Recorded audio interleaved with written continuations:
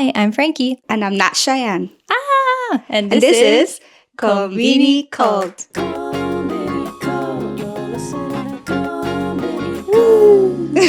So if you're confused, you should go back and check out the last episode. There was no falling out between me and Cheyenne, but she moved to Shikoku. So it's not really realistic anymore for us to record like we used to. So it's not like she'll never ever be back on here, but not regularly anymore, unfortunately. Hopefully she's back sometimes, like maybe special guest. Yeah, I mean, we're still friends. We're still going to hang out. She's not moving that far away from us, but just podcast-wise, yeah. So the plan from here on out, just to kind of sum it up for you guys, so we might have Rosa on every now and then I'm going to have different guests. I have a huge list of people that I want to interview and have chats with about all different types of topics, so hopefully you will stay tuned for that, and best wishes to Cheyenne on her Shikoku journey. Shikoku journey. We have to visit her. Yeah, we're going to visit, for sure. For sure. And you have guests, so it'll be exciting. I know a lot of people. Rosa had also recommended a lot of people. And then, so if you're a regular listener or watcher of the podcast, you've seen Rosa before. She's given us voice notes. She's given us a ton of stories. She's been on a few episodes. And sometimes she does help with the notes. And she's also been at the house to babysit Cheyenne's daughter too while we're recording. So if you're kind of confused why she's always here, she's not my servant. She actually works for me full time. Well, same thing, huh? Yeah. Slave and full-time worker. I mean, maybe in Japan. But she is my best friend, but she's also working full-time for me right now, so... Thank you, boss. Thank you for employing me. Is it a black company? No, it's the whitest company ever. Guys, with no context, that sounds wrong too. Oops. We did an episode recently too, me and Cheyenne, about black companies. So that just means an exploitative company. And then for some reason, the word for a really good company is a white company. That made me sad. I think we need some other words for it. But she's a good boss. I'd say go work for her, but no, don't take my spot. I'm not hiring.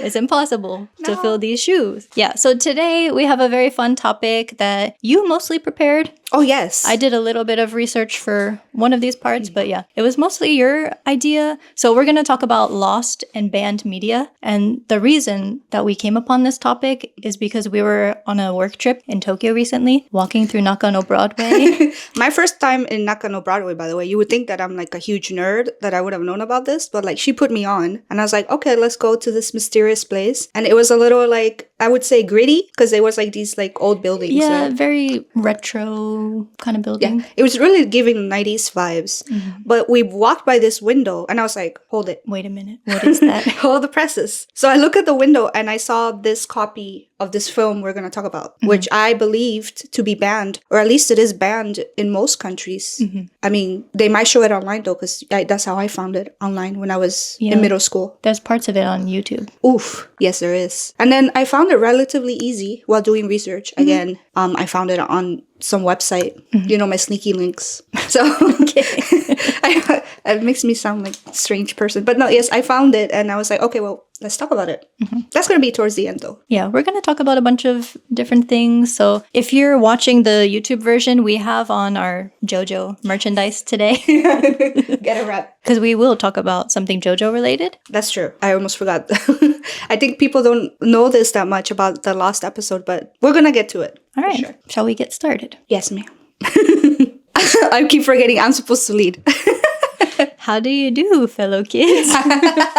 Wait, are we supposed to talk about the slang too? First, we're going to bring back word of the day a little bit. So you put the Steve Buscemi. How do you do, fellow kids?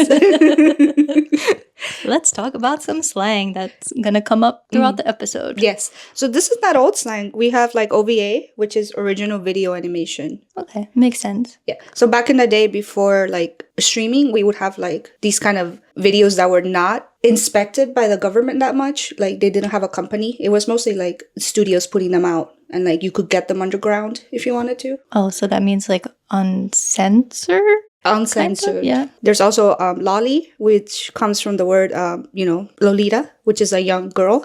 Mm-hmm. It's not supposed to have a derogatory like connotation to it, but yeah, it's often given that because of what it depicts sometimes. So it's a depiction of an underage girl. Then we have shota, which we're not going to discuss that much today, but underage depiction of a boy. Does it mean for both of them? Does it have like a predatory meaning, or is it just like it's just girl or boy? If you put it in a context of like shotakan and like lolicon, then it gets a little complicated. I see. Yes. Okay. And then we're gonna have pinku eiga, which is like an amateur deal. Okay. We're gonna get deep into the trenches of this topic. Please, no. This is like on the boots journalism, right? And then we have otaku, which I think everybody knows, right? Like it's like someone with intense obsessive interest in anime, which I feel like I'm almost there. Yeah. Or you can be any kind of otaku, like densha otaku, like the train. Oh yeah, densha otaku is crazy. Yeah. Many types of otaku, but I think the most common way people know it is in regards to anime and manga. Yeah. It's just being a nerd or a geek, which is cool now. Yeah. It's cool. Yeah. Okay. Then what else we got? We have eroguro, is the last one, which is an artistic and literary movement that blends sexuality. So decadence, bodily distortion, horror, and the bizarre. So everybody thinks that this started recently, but actually censorship has started since like wartime, since like 1940s. Or like, I guess after the war, right? Okay, yeah, that makes sense. Yeah, so like a lot of the suppression that happened at the time was mostly like propaganda. So like any American propaganda was blocked. Obviously, any movie, any Western thing, actually. I don't think it was just America, but America was a fun target. Yeah, well, for a good reason. Yeah. So we're getting into the weeds of it. So like, why do you think, Frankie, like things are banned in Japan? Why do they ban media? Do they ban media? Do you think so? What kind of media? Well, we have the war times ones, right? But they will ban anything you can think of. Actually, but it's not really like the government is banning it. It's like a unspoken rule. People just won't use it anymore. But it's not like the government said, you are banned. Actually, which leads me to the only thing the government really has banned. So like this is like 1960s, 1970s, like the pink film police raids. Going back to one of our words that was listed. Yeah, the pinku eiga, right? So this one, they were making like underground, right? So then, you know how people get like, oh, it's ruining the youth. So they're like, we're going to ban these videos and we're going to go to your store and get all the VHS tapes. At the time, it was VHS tapes. Of the tentacle stuff. No, this is before the tentacles. Okay. This is just straight up uncensored. You know, they're showing all the bits and goodies. Oh, this is real people. Yeah, this is real people. So this is like homemade amateur work, right? The tentacle stuff comes after because they banned everything, right? So they're like, what are we going to do? We can't show like peepees anymore. So they're like, I have the perfect replacement. What do you think? Oh, that's when tentacles came in? Yep. Oh my God. No. Not just tentacles. Oh my gosh. Right? That's why, because they needed to use anything that was phallic, like the shape. Because it wouldn't get censored, right? Yeah, wow. Never knew that. The more you know. The more I wish I never knew. Reading Rainbow. Reading Rainbow. So yeah, that was like the first time that the police really got like their boots on the ground to get to the bottom of these films. Interesting. So they started to get creative with these films. And then some of that creativity has led to places that we did not expect or want or asked for. Okay. So all of this like pinku film stuff, like it wasn't necessarily depicting children yet, but it was kind of teetering the line on what was acceptable to show to like everybody in Japan. And, you know, VHS were huge back then. Yeah. Another thing, so I think it makes sense why it started after World War II because of, you know, the stuff that happened in the war, but also people didn't really have TVs in their houses for a long time. So it makes sense that the censorship came later. Because I remember like the elderly couple that I used to teach, they're in their 70s, I think. But the man was saying when he was a kid, like only one of his neighbors had a TV and like everyone would gather around the TV. Was this like the 60s or like? Maybe in the 50s. Yeah, before the pink film raids. Before the pink film raids. Oh my God. No, I don't think they were gathering around in the neighborhood watching that. I sure hope not. The news and stuff. I sure hope it wasn't. So shall we get into the Lost JoJo film? Yes. I don't know what this is. Okay. Oh, you know, it's not even that like crazy about this story because basically this studio, APPP, APPP, everyone. So they made the movie at this time, like this is 2007. So we were not here. We were children, I suppose. We must have been like in middle school or almost high school. Yeah. So they made this movie for the studio, but it only aired in theaters. Oh. Yeah. So this is already like by CD times, right? We could have had a CD of this, but there was never an official release of the movie itself, like anywhere. Oh, interesting that it's 2007, because you would kind of think that they would have copies or something. Also, so this was just lost, right? It was not because there was anything bad in it? Nothing bad in it. It was just, so it was like the Phantom Blood. It was like when Dio was coming in to like Jonathan's house. It was a movie about that. Oh. I want to see it. So I linked a clip. It's only like 17 minutes of Okay. it. There's only ever 17 minutes of it, but there's no voice acting. Do you know how long the original film was? Was it maybe an hour or something? Maybe like an hour and 46 minutes, because like back then movies weren't that long, right? It could have been shorter, but it was not that long. So I feel that it's not banned and it's not censored. It's just lost. Just lost.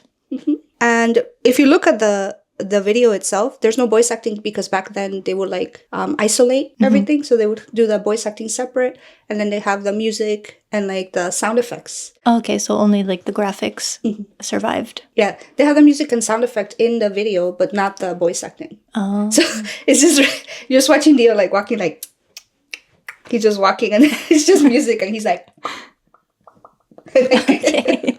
nothing's happening. All right. Why was it lost? I think some people think it was because it wasn't that good. Oh. So, oops. So the studio didn't have an incentive to like release a CD of any kind. There was no release. And also, I don't think JoJo was that big back then. I think nobody knew about it, including me. It's only the big three back then, you know? This was like Naruto, Bleach, and One Piece. That's it. That's all everybody knew in the West. And unfortunately, JoJo wasn't in the big three. And that would have been the big four. But in my heart. Gone too soon. Yes. Okay. Next we have, this is also something I don't think I know about, the Pokemon Seizure incident. What's this? The 1997 Pokemon Seizure incident. So I guess we didn't see it on our TV ever. This, because I know we were watching Pokemon. Oh, because it didn't make it all the way to the West because of this? Okay. Yes, because of this incident. So basically, 685 children reported seizure symptoms. 685? It was so many, Frankie. Oh my gosh. And hundreds were hospitalized just from this. What was in this episode? If I show you the video, basically it's like, so Pikachu's doing his like thunder move, and he's just doing like a bunch of like really flashy moves. But I guess back then we didn't care how bright it was. It was too bright. Oh my gosh. And then Porygon, the Pokemon, comes in and he's doing his move. I didn't watch like the whole episode, but he's doing his reflection move, and it's like red and blue. Red and blue, red and blue, red and blue. And it's really bright. I'm scared to watch it. Is it gonna affect me too? If you have seizures, if you have a history of seizures, it might. So please don't, if you have medical issues, please don't try to look for it, because you will find it. It's online and it's uncensored, but it might actually, it's dangerous. And this resulted in this Pokemon never ever being shown on TV ever again. Okay. Even to this day. Wow. Okay, so the very first time it premiered on TV, this happened. Yes. And then they were just like, cut it. They banned the episode. Get it off the air. They banned the episode, so it's never been shown again. The government was like, you shall not pass to Porygon. Porygon cannot be shown on TV again. Oh. So he's never appeared on TV ever since 1997. Is it still in the games and stuff? Or Yeah, of was course. that entire character just killed off? They're just like, delete. No, he's still in the games. He's still in the merchandise. He's still like in animations and stuff online, but he would not appear on TV ever. Like, Oh, wow. he's back. It wasn't their fault. They shouldn't have made him make that move. Pikachu took no blame for this.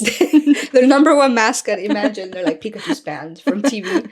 Like, they can never show him again. Okay, so it was never aired in any other countries, and it was never shown on TV here either. That's why when we were kids, we didn't watch that episode. We just skipped. So you don't have a memory of it because it never happened to us. I mean, I know I watched Pokemon when I was a kid, but I don't remember what was going on. It's always the same plot. Ash is trying to become the champion. Regional champion, Pokemon League, all of that. And then who's it? Team Rocket are trying to sabotage him. Every time. I think they might still be there, but now there's different Probably. members. To this day. If Ash has no haters, Team Rocket's gone. Number one op. To this day. Dio level ops. Yeah. With like a wholesome, where they don't kick your puppy and try to steal your girl. Dio is the biggest hater of all time from JoJo's Bizarre Adventure. Yeah, he's the biggest hater. And maybe that's why we love him. Kendrick level hate. He's Kendrick level. Kendrick level hate for sure. But that's why we love him. It's entertaining. Yes. Okay. Yeah, so it's not just like regular media. It's not like just video games or like, I can't even get into video games because that would be a different video.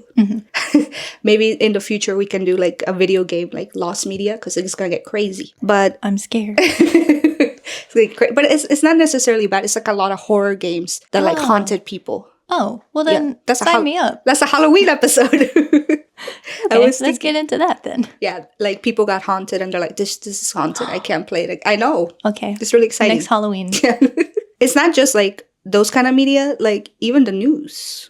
So like you remember 2011, we had the Fukushima. Ah, yes, the Tohoku disaster. So we actually just had, as of when we're recording this, it was yesterday, was the 15th anniversary of the great disaster. Wow. And rest in peace. Yeah. All those people. Yeah, no, we are still kind of recovering from that still. Like we're still the infrastructure. I mean, there's a lot of recovery efforts, but like that was a huge disaster. So the effects are still and will still continue. Yeah, there was even broadcast self-censorship. Like, so, you know, they stopped depicting tsunamis or earthquakes. Ah, I see. In any media. So like explosion scenes were edited. Apocalyptic themes delayed. Radiation content altered. I didn't think about that, but yeah, that makes sense. I guess because we're not living here, so the effects would not be as evident. That's true. Yeah, I didn't come until 2017. Yeah, me too. That was like my first time coming here. But yeah, so it was not a government ban, but it was like a industry self-censorship to be like sensitive to the victims. And that's why Porygon was banned for so long too. Because they're trying to be sensitive to those children that are adults now. Like maybe it's triggering. I don't know. Yeah. It could be. Yeah. Speaking of, it's kind of related to censorship, but not really. So I think it was in 1995, the Om Shinrikyo incident on the train where they put the poison gas on the train in Tokyo. It was surprising to see in the last season of Alice in Borderland, one of the death games was they're on a train with poison gas. So it was really, I'm surprised that they put that on there. Maybe they felt like, okay, enough time has passed. That's like really, not sensationalizing anything, but really like, that's a big step for Japan to like depict that. Because they won't even put Porygon on TV. Nobody died in that incident. Oh, and then also that movie on Netflix. I didn't watch it, but it was like Shinkansen Daibakuhatsu or something. Like Shinkansen Great Explosion. Yes. So that's another train terrorism incident. Oh, that's true. We had stabbings and like all kinds of things. Yeah. I mean, that movie is fiction, but there have been real incidents of train violence and stuff. So yes. That's interesting. They were showing that, but I wonder if people complained about it to say it was insensitive. I'm not sure. We had other people calling like, I am offended, which is something that happens here. Yeah, but I think it's understandable if they were affected. Oh, that's true. By that, it's not just like, I don't like your shirt. Take that person off the air. Which happens too. It does happen. No, this is serious. I guess it's not that bad if you think about it. Like, if you're a victim of something, you have a right to stand up for that. Yes, depends how it's portrayed. Okay, then here's something I found for you in the internet legend creepypasta territory. Yay! So in 1986, there was a Kleenex commercial that aired. It's a very odd commercial. I'm going to play it for you because it's short. But yeah, we'll see how that kind of, resurfaced later on the internet and spiraled into all these crazy rumors about how it's cursed. It's going to be a fine night tonight. The music is a choice. Yeah, so in the commercial, I don't know if I can play the whole thing because of copyright, even though the song is a cappella, I'm not sure. But the song is like, it's a fine day, people open windows. It sounds kind of creepy with no context, but it's this lady who's with a demon baby. Yeah. Like the way that demons are always often pictured in Japan, like red body, green hair, a little horn. Is this doing like Setsubun or something? Like? Yeah, it looks like a Setsubun Oni. Or the ones in Noboribetsu. Maybe it just happened to like line up with Setsubun, the release of the commercial? Maybe. That's a good question. Because it says 1986, but I don't know if it was like we don't know February 1986 when Setsubun is. I mean, that would make too much sense, but... Yeah. Setsubun, I think it's February 2nd. 2nd or 3rd. But what is the point of Setsubun? Yeah, right, to get rid of the bad vibes and bring in the good fortune kind of thing. So like, don't let the Onis in your house. Seasonal division. Okay. Hide your kids, hide your wife. Setsubun is coming here. Yeah, Setsubun is the seasonal division. So I guess the start of spring. But usually for that, somebody, like the little kids will throw beans at the demon, at the Oni. And you say like, Oni wa soto, fuku wa uchi. Like, get out of here, demons. Bring in the luck. Yes. It's a fun thing. It must have been a Setsubun thing. It wouldn't make sense otherwise, but I feel like Oni are also depicted like in all kinds of ways. Yeah. It doesn't just have to be Setsubun for there to be Oni in That's the room. true. But the little demon baby is like pulling the tissues out of the box. And I think I saw another version of it where I assume she's the mom. She's trying to like wipe its nose and then she kisses the demon baby and the tissue's flying in the wind. Like, kurinex, tissue, whatever. It's really random. Why is it cursed? Did somebody like watch it like, I'm cursed now? In the mid 2000s on YouTube, I guess when a lot of creepypastas and stuff were popping up, this video was going around on the internet and people were saying that it was cursed. And they said supposedly the commercial was taken down because people complained about it when it was on TV, that they were feeling unsettled and disturbed. And like people who watched the commercial at midnight mysteriously died after. Wait, is there receipts of this? No, this is just internet stuff. Oh, okay. So No. I was like, oh wait, actually someone died? That's why we can laugh, because there's no evidence of this. Thank God. There were also rumors that everybody involved in the commercial, the whole cast and crew, died unusual deaths after this was filmed. And there was also one rumor that said the actress, she became pregnant with a demon baby and had a mental breakdown and went to a hospital. Like, back home we have like some famous Hollywood like curses, right? Yeah. Like, I can't get into it because I can't think of any right now, but like that sounds like a TV set kind of curse that happened thanks to this. Yeah, none of that was true. There's no evidence of any of that ever happening. But yeah, when the commercial was going around on YouTube in the mid 2000s, people were saying that when they watched it at midnight, you could see the video distorting. Oh. The original was taken down, so any copies of that you see could be purposefully distorted. Oh. You can't trust anything on the internet these days, can you? Nope. And that's true. Like, people were watching, right? And they're like, I'm gonna call and complain. So yeah, I mean, it doesn't take much for people to call and say something's going on. Even just a little noise might, the right people are around, they're gonna make a phone call. Yeah, I was also curious about this song. It's an interesting song choice, this a cappella thing. Like, it's a fine day. So I found the song is from 1983 called It's a Fine Day by Jane. The whole thing is a cappella. In the music video, you see this lady playing outside with her son, and she's having these memories of when her husband was there and he's in a military uniform. So it's kind of assumed that he went to war and died. And he's not there anymore. And she's remembering like when he gave the kid the toy and stuff. So the song just kind of sounds like something a mom would sing to her kid. But was it really a fine day? Well, she's just telling her kid that it's a fine day, but she's probably sad. That's really sweet. But that's such a random choice for this Kleenex commercial. It got a little too deep. The whole commercial is very confusing. I didn't know Kleenex was that deep. Like, we're gonna put a message above a message above a message. Yeah, I don't think people who watch that commercial on TV are gonna know anything about this song and this lady's husband not coming back. But I feel that if they knew, like the origin, maybe it was. well, even if they knew the origin, they would still be creeped out, right?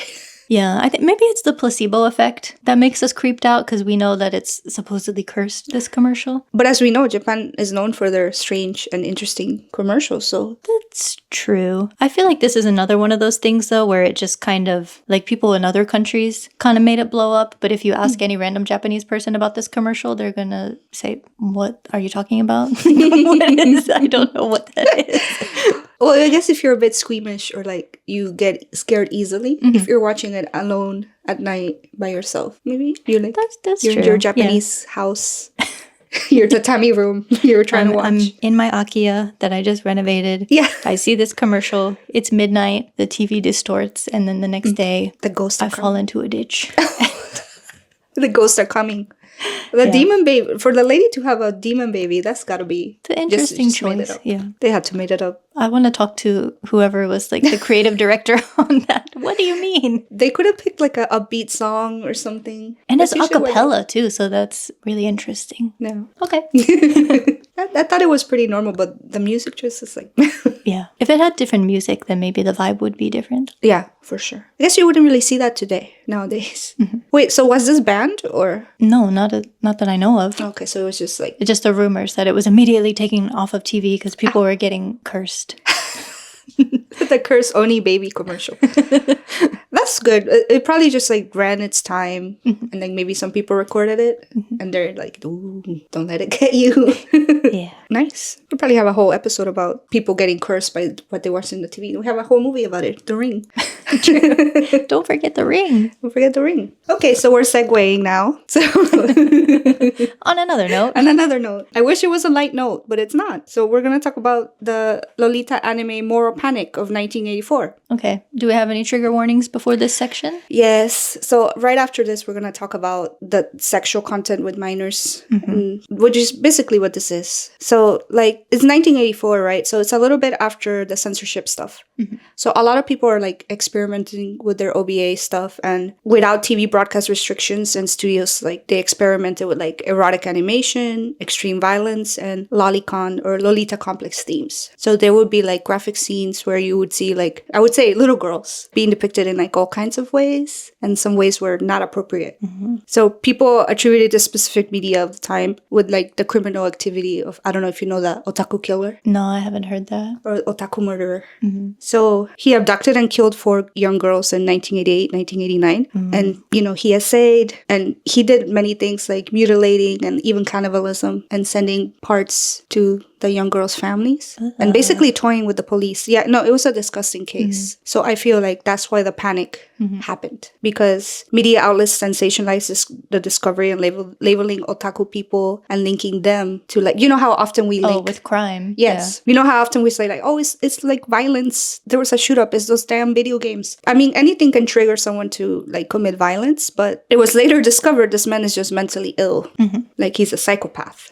But it was already too late. So the media had made a big deal about it. So all these like videos started getting confiscated. Even if it was just like anime that depicted like a young girl, it was still getting like confiscated. So there was like a huge panic over it. Did they call him the otaku murderer because he liked anime? Yeah, I think they went to his house and they found like materials Oh, okay. as well, like VHS tapes of things that shouldn't be depicted. But yeah, back then, even like the censorship for, what do you call it? CP was not as regulated either. But back then, internet was not as huge, right? This is the 80s. So maybe we didn't have access to that much material yet. But, you know, VHS like trades and things was a thing. So they did find those materials in his house. Okay. And was he given the death penalty? Yes. 2006. He died. So if you are curious, CP, child material, the production and distribution of that was not banned until 1999. And furthermore, possession of it was not made illegal until 2014. We're very late. 2014. We're very late to that. And, you know, there's no excuse for that. They really got to work on that. Yeah, they need to crack down on that. So unfortunately, on the theme of that, we're going to talk about something else that depicts child abuse and child sexual abuse. Murder, also animal Extreme abuse. violence, animal abuse too. Like every bad... Grooming. Yep, grooming to every horrible thing you could think of is in this manga turned anime. And movie, apparently. But the movie is not graphic at all, I hope. So this film was made in 1992. It's called Shojo Tsubaki or Midori. So we should just say Midori because it's easier. And She is the main character. Yeah. And then Shojo Tsubaki is like, just means the camellia girl. yeah, so the director Hiroshi Harada, and it was based off the manga by Suehiro Maruo. Strange man, very strange man. But we're not gonna get into him that much. But you know, so why it was banned? So depictions of child abuse, sexual violence, grotesque imagery, erogirl elements. I think that's why. it was banned. Understandably so. Okay. Yes. So I guess we should talk about what eroguro is because I feel like there's a misunderstanding. Erotic, grotesque. Yes. It's not necessarily always sexual. Okay. It's not always pornographic? No. There is a subgenre of that, like guro, but that's like, it kind of going into snuff films and like pain and torture, which is, this is not that. But it is kind of graphic and like pessimistic, if you will. But it's kind of like a product of the time, like Showa era. Because at the time, everybody was like depressed, right? Because like economic depression, like all these things were happening. So eroguro was kind of like a way to rebel against that in ways of like fashion and art. It was kind of like a gothic movement if you think about it. If you look at the art, it's very kind of like goth inspired. Should we say what the story actually is? Because it's not like, I mean, there is a story and Plot. a very tragic story, but Yeah. I feel like people could relate to the story in that way, but it's really about the way that you tell a story rather than the message itself. Like, I get the message is supposed to be, This stuff is horrible. yes, but the mode of showing that message it can be That's a tricky. tricky subject. It's a little yeah. dicey. Yeah. So right, we should start with her age. So in the story, she's 12 years old. Yeah, but don't they make her a couple years older in the movie? Yeah, in the She's movie. 14 in the movie. Not that that's better, but No, I mean, it's still bad, but oof. Yeah, so yeah, in the movie she's a little older, and obviously I think the movie too she's played by an adult. Make that what you will. you mean voiced by an adult? Oh, for the anime or the movie? Oh, there's with real people? With real people. Oh my god, I only knew about the animated one. Okay. I think in the movie one they made her like a high schooler. I don't know. She looks like a high schooler to me, but I didn't watch the movie because I was like I don't know if I can take more of this. Okay, I had no idea there was a live action. What Yeah, the 2016. But it was more of a trippy thing. Like, it looked like really like B coded movie, like badly filmed and strange. And it did not depict the extreme violence that we're about to discuss. Okay. Yeah. All right. So anyway, back to what happens to Midori. Right, so she's 12 years old, and like the first scene is like depicting her losing her mom, and like her mom is sick, and obviously she can't get medicine because she's 12. So she's like at her mom's deathbed, and she's like, "Mommy." They have her like selling flowers to try to like. And I think she's selling Tsubakis, I guess. Yeah, and the dad had abandoned the family, so it's just her and the mom, but the mom was sick. Yes. So like the first opening scene of the movie is like her mom in a decrepit state, and there's Yeah, she's like eaten by rats there's like rats coming out from of her. the inside out. That was wild. I didn't know that could happen. I don't think I don't think that does happen. I think it's again Eroguro. I was reading that to say that somebody is selling flowers, that's just a poetic way to say they're selling their body. Does that mean that she was doing that to get medicine for her mom? That could be an interpretation. Yeah. But then I guess she will be selling flowers in the future as well, because she's gonna. Yeah, she's groomed and gets lured into a traveling circus. Yes. So she gets like recruited basically. I don't know what the little girl is gonna do at a freak show, but it's basically a traveling freak show. Yeah. Some creepy man recruits her. Yes. I'm not sure if it's the bandaged one that recruits her or somebody else. No, it's the guy who owns the circus. Ah, okay, so somebody else. Yeah. Yeah, we'll talk about. He's not in the freak show. Ah, so he's just a guy. He's the owner of it. Yeah. Yeah, we're gonna talk about the bandage guy too, because he's supposed to be a symbol of something. Who are the people in the circus? So there's the sword swallowing man, the guy with the bandages. Yeah. There's this woman too. I'm not sure what her role The is. snake lady? Yeah, the snake lady. I couldn't watch from beginning to end. Sorry, guys.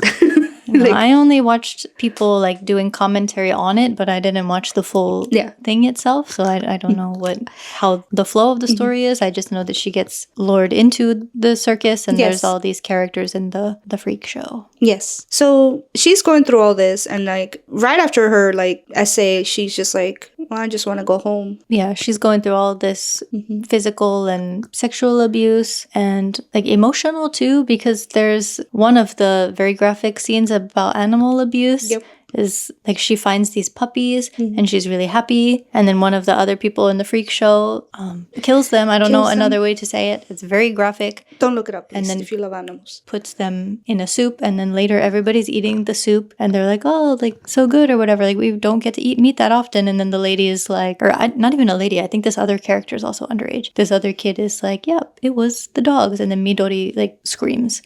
So yeah. How much must she go through? Like she just... Well, that's not even where it ends. No. So, instead of finding safety, she's subjected to like relentless physical, emotional abuse, right? So, but everything changes when the mysterious dwarf magician joins the troupe. Yeah, he's an illusionist. But I guess because of him, the trope like becomes successful because he's doing like the right marketing. Oh, yeah. They weren't doing that well financially until this illusionist comes along. He becomes obsessed with Midori. He's another groomer. Yeah. Yeah. He becomes obsessed with Midori and like just starts grooming her. And they start a relationship. Yeah. And he's like, well, I mean, because this is how grooming works, right? He's the only person who like shows her kindness sometimes, because he's still a groomer at the end of the day. But like everybody else is so horrible to her that this other horrible person is a little bit better. Yes. She lives in this like very stressful environment. So later on a recruiter comes and they're like, well, why don't you leave? You can be an actress or something, yeah. Why don't you leave and come and join and become an actress? I'll train you and all this. We don't know if he's a groomer too, but... He probably is. Knowing this story. That's true. But her dwarf husband, he's just like, no, you can't. no, you can't go with that man and become an actress. Yeah, and he tears up the business card. Yes. And then later she tries to like tape it back together and he gets mad. Yeah. There is no happy ending in this story, guys. No, I want to say like she ran away or something, but no, she did not. She ultimately remains trapped in a cycle of exploitation. And like the ending is like bleak and surreal, like reinforcing themes of despair, social cruelty, and the commodification of innocence. Yeah. So obviously this piece of media is horrible. I don't know the intentions of the people who wrote and animated it, because as horrible as it is stuff that happens every day to kids. I mean, it might not be an actual circus, but you know, grooming and abuse and all that kind of stuff does happen. So yeah, I just wonder the intention of the people who made it. Yeah, so not the mangaka. So the director was really obsessed with this story, and like obviously every studio was like, no, we're not making that. Somebody animated it themselves, right? Yeah, so he started his own thing. Like he was living in his car. He like sold everything he owned. He like put all his money on this work. Yeah, but why dedicate all that to this? I'm confused by the motive. You can't help but wonder why he was just so obsessed with this. But I feel like the mangaka himself, you know, this is all coming from his brain. Like I think he was going more for the like eroguro style of the time, because that was popular then. And his art style is very much like that quintessential like eroguro stuff, right? So I feel like the way he's telling the story is not how I would have told it, but Yeah, but I also don't think that it's glamorizing it either. Yeah. It's not really romanticizing it. It doesn't make it look like a good thing. Like it is as horrifying as it's meant to be. Yeah. It is really unsettling and creepy and graphic and that kind of stuff. So- some people say it's art. Some people consider it to be like a art of its time, you know, ahead of its time, if you will. Would I agree with that? Personally, no. But then again, eroguro is not like something that I like. I do like the creepy stuff. I like to be creeped out. I like horror. Like I like body horror, but all of it that I've consumed is always like adults going through these issues. Yeah. I like horror stuff, but not really body horror. I like curses and ghosts and stuff. But we watched The Substance. You like that? Yeah, but I wouldn't say it was my favorite. Or That's fair. Yeah. It was entertaining, but that's not what I normally seek. That's true. I like everything. It's just body horror really like is the one that really gets to me. That makes me cringe. Like it really... like the Tusk or The Substance, like anything like that. I'm like, oh God, please not me. Don't let it be me.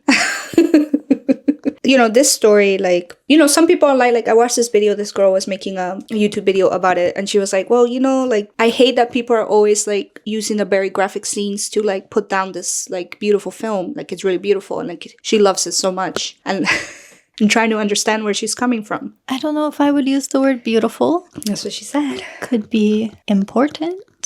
I can see her point of view. Like, she doesn't want things to be censored. So she doesn't want this to be like brought down just because of what is depicting. And some people in the comments were like, yeah, actually, like, this made me feel like I'm seen because like my story is not really shown.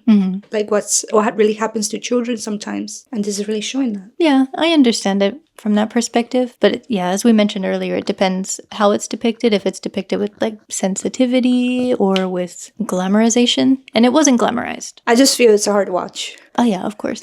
I think it's meant to be. Yeah, it's a hard watch. So I would say like look at it at your own risk. I mean, maybe watch videos about it. I don't know if you want to seek out the whole thing and watch it in one sitting, because that's gonna maybe make you throw up. Yeah, watch critiques. A lot of people are reacting to it for like, oh, look at this crazy thing I'm watching.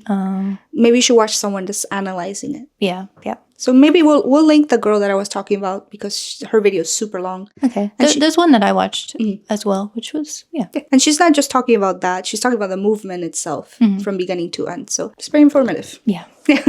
Well, that's kind of a depressing note to leave on. But well, banned media is banned for a reason. And I don't really think it's banned. You know, we saw it at that window. well, we saw it in Nakano Broadway. So how banned could it be? It's not that banned. Yeah. You got a CD player, maybe you can find it. You got a VHS. DVD player? But I think they stopped the production of it, but you can find copies and like burned copies and like all that. It's like kind of an underground thing. Yeah. Well, Nakano Broadway is underground. We saw it on the window display, right front and center. Well, what can we say? A lot of people like to say that, oh, it's art of the time. We should still like respect children's autonomy. And, you know, if it's helping victims, I feel like that's a good thing. But if it's triggering people and it's also like, difficult to digest, could you call it art? I don't know. Yeah, that's a really tricky subject that's hard to depict respectfully. So yeah, do I want to watch this film in its entirety? No. Do I like what I know about it? No. But maybe it's not art for us. It's art for them. But I would question if someone said it's their favorite film. I would really... Yeah, that would be really strange. And I also question the motives of the people who animated it and made a live action of that. I don't feel like it was easy to draw. But we have it and it's out there. So we got to talk about it. Well, that's all we have for you today. Yeah, please let us know your thoughts in the comments. This is a tricky thing to talk about, but yeah, life is tricky. Maybe the trickiest things are the most necessary things to talk about. Yeah, I don't think, because censorship, I don't think we should be censoring every single bad thing because bad things do happen all the time. So you wouldn't want to throw it under the rug and completely dismiss victims. So yeah, I think it's just the way it's depicted is really, really important. We got to focus, if we're going to talk about abuse, let's be mindful of how we depict that. That's all I got. Yep, that's all I got. Okay. Thank you for listening and watching. Thank you, guys. And we'll catch you with a more positive topic next time. Yes. We're trying so hard, guys, for you. Yeah, everything we research, we end up going down a very, really dark rabbit hole. Yeah.